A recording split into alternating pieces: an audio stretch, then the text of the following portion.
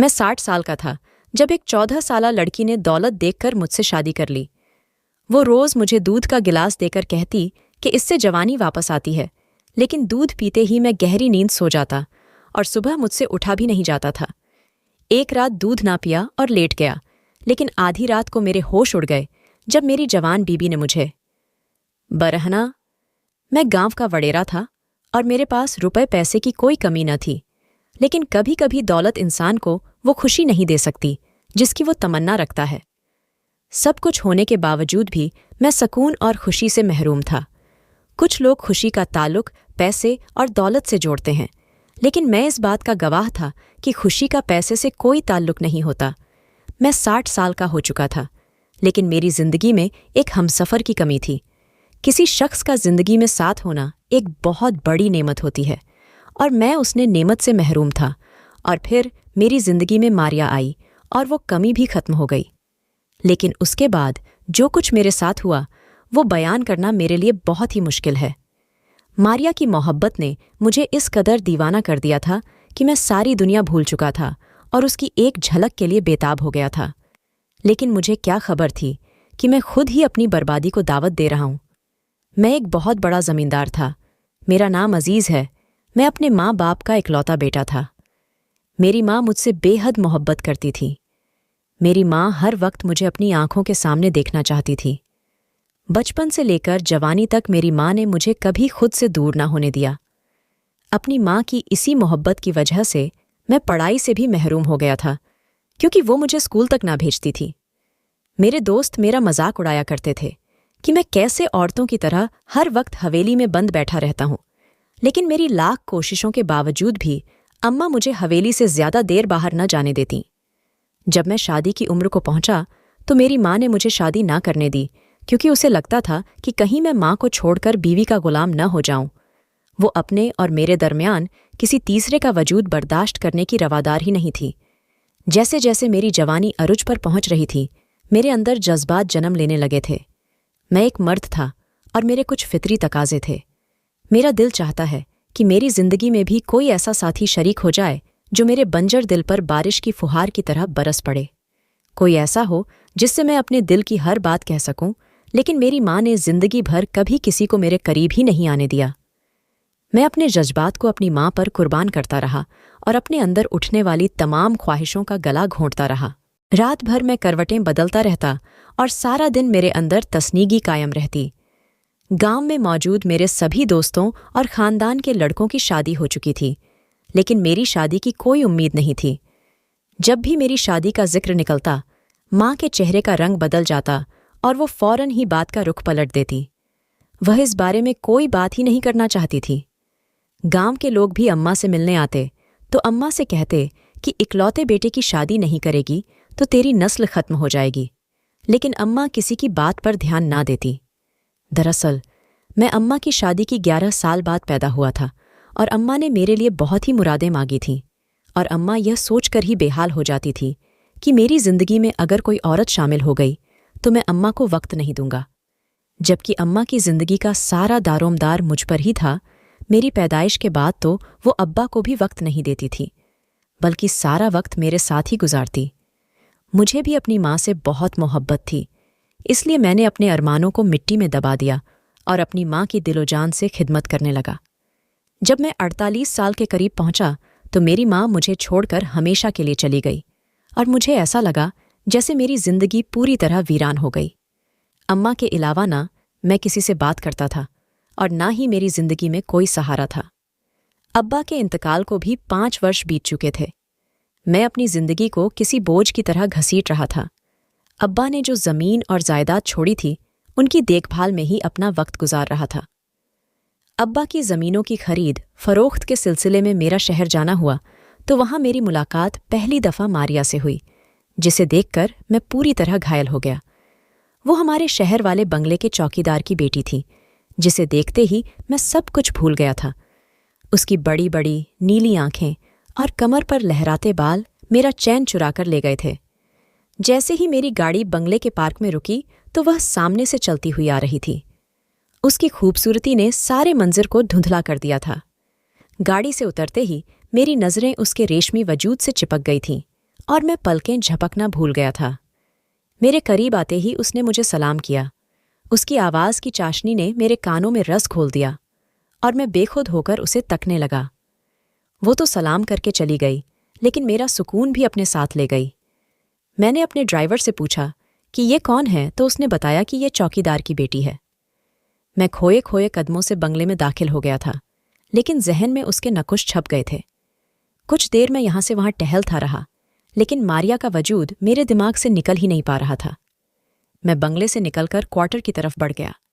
वो servant quarter के बाहर वाले हिस्से में बैठी कुछ गुनगुना रही थी। मुझे देखते ही खड़ी हो गई और पूछने लगी, बड़े साहब, आपको किसी चीज़ की ज़रूरत है क्या? कि मुझे तो उसके दीदार की तमन्ना है। मैं गौर से उसकी आंखों में झांकने लगा, जहां बहुत ही मासूमियत और सफाफियां थी।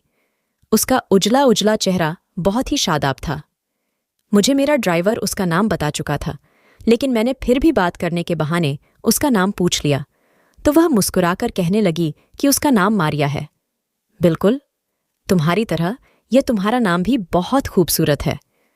मैंने फौरन ही मारिया की तारीफ की थी और उसके चेहरे पर सुर्खी छा गई थी। मेरे आगे वो बहुत ही कम उम्र और मासूम सी बच्ची थी, लेकिन दिल जब किसी के लिए धड़कने लगे तो फिर वो उम्र का लिहाज भी नहीं करता। मैं 60 साल का हो रहा था और वो महज 14-15 साल की एक बच्ची थी, लेकिन मेरी नज़र तो उसे किसी और तरह ही देख रही थी और मैं उसके अंदर अपना जीवन साथी तलाश कर रहा था।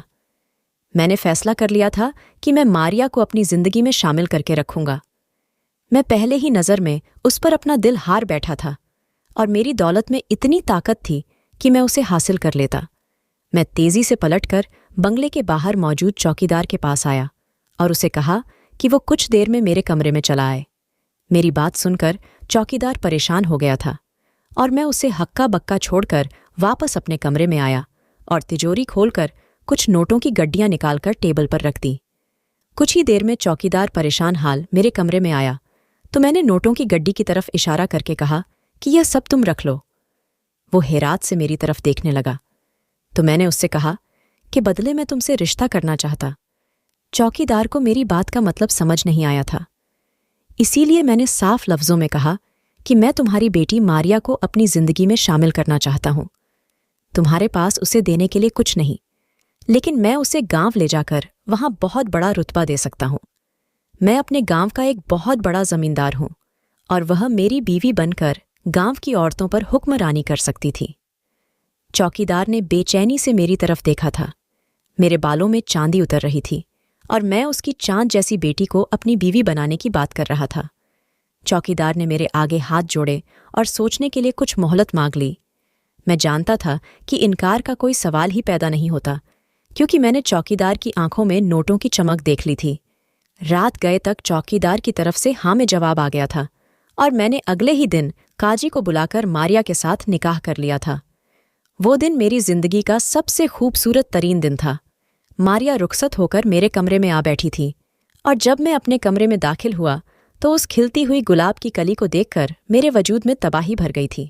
सालों से मैं अपने जज्बात को दफन करता आया था और अब मेरी जिंदगी में वह वक्त आ गया था जब मैं अपने जज्बात को मुकम्मल कर सकता था। जैसे ही मैं मारिया के करीब गया तो वह जोर जोर से रोने लगी। मुझे एहसास हुआ कि वो इस रिश्ते के लिए राजी नहीं थी। मुझे उसकी आंखों में आंसू देखकर बहुत तकलीफ हो रही थी। मैंने उसे चुप करवाने की कोशिश की तो उसने कहा कि वो इस रिश्ते को कबूल करने के लिए कुछ वक्त चाहती है। मैं तो पहले ही सालों से तड़पा हुआ आ रहा था, इसीलिए मारिया की खुशी के लिए मुझे कुछ दिन और तड़पना कबूल था। मैं उसके साथ कोई जोर जबरदस्ती नहीं करना चाहता था, इसलिए मैंने उसे कुछ दिन के लिए वक्त दे दिया कि वह खुद ही इस रिश्ते को कबूल कर ले। मैं मारिया को अपने साथ लेकर गांव आया तो मेरी बड़ी सी हवेली और गांव देखकर उसकी आंखें खुली रह गईं। मैंने उसे अपनी तमाम जमीनें भी दिखाई। मारिया अपने साथ एक लकड़ी का संदूक लाई थी जिसे उसने सीने से लगा रखा था। ऐसा लगता था जैसे उस संदूक में उसका कोई बहुत ही खास खजाना है। उसने अपने संदूक को अलमारी के अंदर संभाल कर रख दिया था। शहर से गांव का सफर करके हम दोनों बहुत ही थक चुके थे। मुझे लग रहा था कि मारिया आज की रात भी मेरे साथ नहीं होगी, लेकिन रात मुझे खुशगवार हैरत का सामना करना पड़ा। जब मारिया खुद ही दुल्हन की तरह तैयार हुई और एक गिलास में हल्दी वाला दूध लेकर मेरे पास आई और कहने लगी, बड़े साहब, आप ये दूध पी लीजिए, इससे आपके अंदर ताकत आ जाएगी और मुझे आपके साथ वक्त गुजारकर खुशी होगी। मैंने एक नज़र मारिया पर डाली, जिसे देखकर मेरे होश गुम हो रही थी। मैंने खुशी खुशी मारिया के हाथ से दूध का गिलास लिया और सारा का सारा दूध पी लिया। मैं भी मारिया के साथ एक अच्छा वक्त गुजारना चाहता था और उसके लिए मुझे वाकई में ही ताकत की ज़रूरत थी। दूध पीने के बाद जैसे ही मैंने मारिया के करीब होने की कोशिश की तो वो शर्माने लगी और पीछे हट गई। दूध का गिलास उठाकर वो कहने लगी कि मैं उसे रखकर अपना दूध पीकर आती हूँ। मैंने अपना दूध फ्रिज में ठंडा होने के लिए रखा था। वो कमरे से निकल गई और मैं उसके इंतज़ार में बिस्तर पर लेटा ही था कि गहरी नींद की वादियों में उतर गया और मुझे पता ही ना चला कि कैसे वक्त गुजरता चला गया। मेरी आंख खुली तो सुबह के सूरज की किरणें मेरे चेहरे पर पड़ रही थीं। मारिया मेरे बराबर में बैठी हुई थी और उसके चेहरे पर बेतहाशा खुशी थी। मैं हैरान था कि मुझे इतनी गहरी नींद कैसे आ गई। मैं मारिया से शर्मिंदा होकर नज़र चुरा गया कि मैं उसे रात को वक्त नहीं दे पाया था। लेकिन मारिया ने मुझसे कोई शिकवा शिकायत नहीं की थी, बल्कि वो बहुत ही खुश दिखाई दे रही थी। मैं ज़मीनों पर निकल गया था और मारिया हवेली में मुलाजिमों के साथ मशरूफ हो गई थी। मारिया जहेज में एक छोटा सा संदूक लेकर आई थी और वो ज़्यादातर वक्त उसी संदूक के साथ गुजारती थी। कई दफ़ा मैंने उससे जानने की कोशिश की थी कि वो संदूक में क्या लाई है, लेकिन हर दफ़ा ही वो कहती हैं कि उसकी बचपन की कुछ यादें हैं। गांव वाले भी मेरी शादी का सुनकर बहुत खुश थे और वो गांव में जश्न मनाना चाहते थे। इसलिए अगली रात गांव में जश्न का एहतमाम रखा गया और सारा ही गांव मारिया से मिलने के लिए हवेली चला आया। जो भी मारिया को देखता मेरी किस्मत पर हैरान रह जाता। मारिया की खूबसूरती के चर्चे पूरे गांव में होने लगे थे। मैं बहुत ही ज़्यादा खुश था कि किस्मत की देवी अचानक ही मुझ पर मेहरबान हो गई थी। बस मुझे अब मारिया के साथ वक्त गुजारना था। मैं चाहता था कि मेरे मरने से पहले मेरी औलाद इस दुनिया में आ जाए, ताकि मेरी बाद भी मेरा नाम जिंदा रहे। जश्न से फारिग होने में बहुत देर हो गई थी और जब मैं हवेली पहुंचा तो मारिया पहले ही सो चुकी थी। मेरे जज्बात बेकाबू हो रहे थे, इसलिए मैंने उसे जगाने के लिए उसके कंधे पर हाथ रखा, लेकिन उसने बुरी तरह मेरा हाथ झटक दिया और चीखने लगी। शायद वो बहुत ज़्यादा थक चुकी थी और बहुत ही गहरी नींद में थी, इसलिए मैंने उसे डिस्टर्ब करना मुनासिब नहीं समझा और खुद भी सोने के लिए लेट गया। मैं सारी रात करवटें बदलता रहा, लेकिन मुझे सुकून न आया। मेरी और मारिया की शादी को एक हफ्ता होने वाला था और अभी तक हम दोनों के दरमियान कोई अज़दवाजी ताल्लुक कायम न हो सका था। सारा दिन मैं यूं ही ज़मीन पर घूमता रहा, लेकिन मेरा सारा जहन मारिया की तरफ था। मेरे अंदर एक बेचैनी पैदा हो गई थी, जिसका इलाज सिर्फ और सिर्फ मारिया ही कर सकती थी। रात में हवेली आया तो मारिया से कहा कि अब मैं उसकी कुर्बत जाता हूं और उससे दूर रहना मेरे लिए मुमकिन नहीं। मारिया मुस्कुराकर कहने लगी कि वो भी यही चाहती है, लेकिन उसे लगता है कि मैं बहुत कमज़ोर हूं और मुझे ताकत की ज़रूरत है।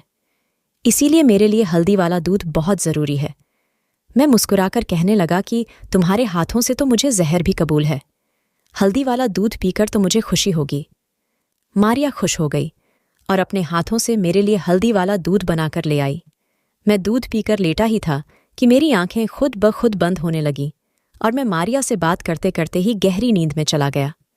सुबह मेरी आंख खुली तो मारिया बहुत ही खुशबाज तैयार बैठी थी और मेरी तरफ ही देख रही थी। मुझे जागता हुआ देखकर मुस्कुराकर कहने लगी कि साहब, आप तो बड़े ही कमज़ोर हैं। बात करते करते ही सो जाते हैं। आपको तो रोज़ ही हल्दी वाला दूध पीना चाहिए। मारिया की बात सुनकर मैं शर्मिंदा हो गया था, लेकिन मुझे समझ नहीं आ रहा था कि मुझे इतनी ज़्यादा गहरी नींद क्यों आ रही थी।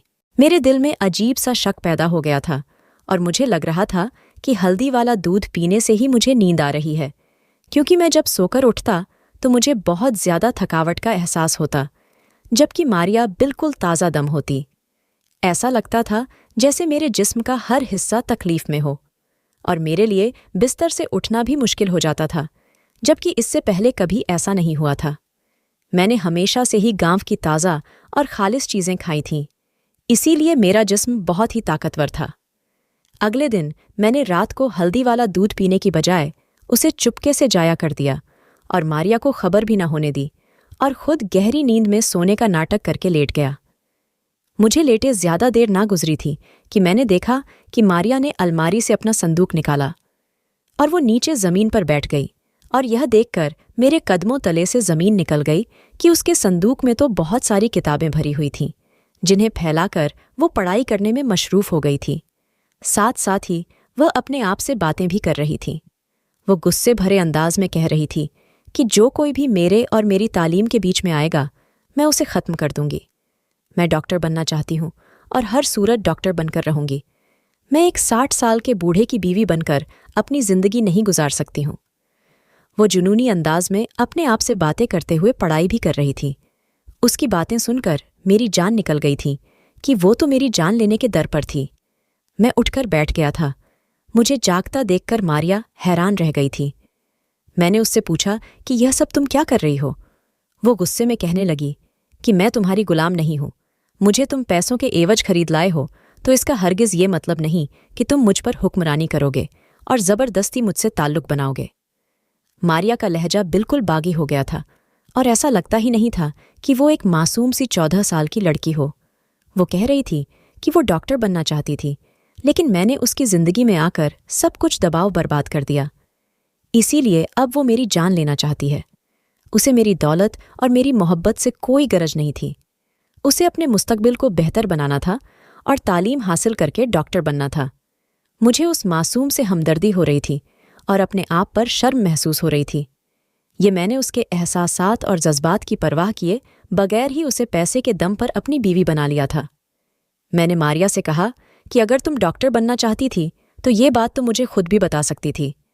मैं तुम्हारी पढ़ाई पर कभी पाबंदी नहीं लगाता, लेकिन इस तरह मुझे मारकर तो तुम्हें जेल की सलाखों के पीछे जाना पड़ सकता है। मेरी बात सुनकर मारिया खामोश हो गई थी। शायद उसने इस बारे में कुछ सोचा ही नहीं था। वो एक 14 साल की जज्बाती सी लड़की थी जिसने जज्बात में आकर कुछ गलत कदम उठा लिए थे। मारिया को मैंने मोहब्बत से अपने पास बिठाया और उससे वादा किया कि मैं उसकी पढ़ाई पर कोई पाबंदी नहीं लगाऊंगा और ना ही उसके साथ जबरदस्ती कोई ताल्लुक कायम करने की कोशिश करूंगा, बल्कि मैं उसका पूरा साथ दूंगा और उसे डॉक्टर बनने में मदद करूंगा। मैं जानता था कि एक औरत का डॉक्टर बनना कितना जरूरी है, क्योंकि गांव में कोई लेडी डॉक्टर नहीं थी और इसी वजह से कई औरतें बीमारियों में मुफ्तला होकर मौत की दहलीज पर पहुंच रही थीं। मेरी बात सुनकर मारिया हैरान रह गई थी। उसे यकीन ही नहीं आ रहा था कि मैं इस तरह उसका साथ निभाऊंगा। वो पूछ रही थी कि क्या मैं उसके साथ जबरदस्ती ताल्लुक नहीं करूंगा। मैंने मुस्कुराकर जवाब दिया कि कभी भी नहीं, जब तक वो राजी नहीं होगी। मैं कभी उसके करीब होने की कोशिश नहीं करूंगा। मैं गांव में पैदा होने वाला जमींदार जरूर था, लेकिन मेरी माँ ने मुझे हमेशा ही औरतों की इज्जत करना सिखाया था। मैंने अपनी आंधी जिंदगी अपनी माँ की खिदमत पे अपने जज्बात को दफन करके गुजार दी थी और मैं अपनी बाकी की जिंदगी अपनी पहली और आखिरी मोहब्बत मारिया की खातिर इसी तरह गुजार सकता था। मारिया को मैं दोबारा शहर ले आया था और उसका एडमिशन एक बड़े स्कूल में करवा दिया था। मैं चाहता था कि वह एक बड़ी डॉक्टर बनकर मेरा नाम भी रोशन करे और गांव के लोगों की मुश्किलें भी हल करें। मेरी मोहब्बत और खुलूस ने मारिया को मेरी मोहब्बत में मुफ्तला कर दिया था और वो खुद ही मेरे करीब चली आई थी। मेरी मोहब्बत सच्ची थी और मैंने मारिया का दिल अपनी मोहब्बत से जीत लिया था, और जब उसे मुझसे मोहब्बत हुई तो उम्र का वो फ़र्क जिसे मोहब्बत में मैंने भुला दिया था वो उसके लिए भी बेमानी हो गया था। अगर मैं मारिया के वजूद को ज़बरदस्ती पाने की कोशिश करता तो शायद मैं उसके वजूद पर तो दस्तरस हासिल कर लेता, लेकिन उसके दिल पर रसाई हासिल नहीं कर पाता। इसीलिए मैंने उसका दिल जीत लिया था और उसने अपना वजूद खुद ही मेरे हवाले कर दिया था। हर औरत मोहब्बत और इज्जत की हकदार होती है, और अगर आप उसे मोहब्बत और इज्जत से अपनी ज़िंदगी में मुकाम दे तो वो आपके लिए अपनी जान तक कुर्बान कर सकती है। और मारिया ने इस बात को सच साबित कर दिखाया था। कुछ सालों में वो डॉक्टर बनकर मेरे साथ गांव आ गई थी और उसने गांव में एक छोटा सा अस्पताल बना लिया था। उसकी मोहब्बत ने मेरे अंदर जिंदगी भर दी थी और मैं पहले से कहीं ज्यादा खुश हो गया था। हम दोनों एक बेहतरीन अजदवाजी जिंदगी गुजार रहे थे और मोहब्बत ने हमारे दरमियान की उम्रों के फ़र्क को पूरी तरह ख़त्म कर दिया था।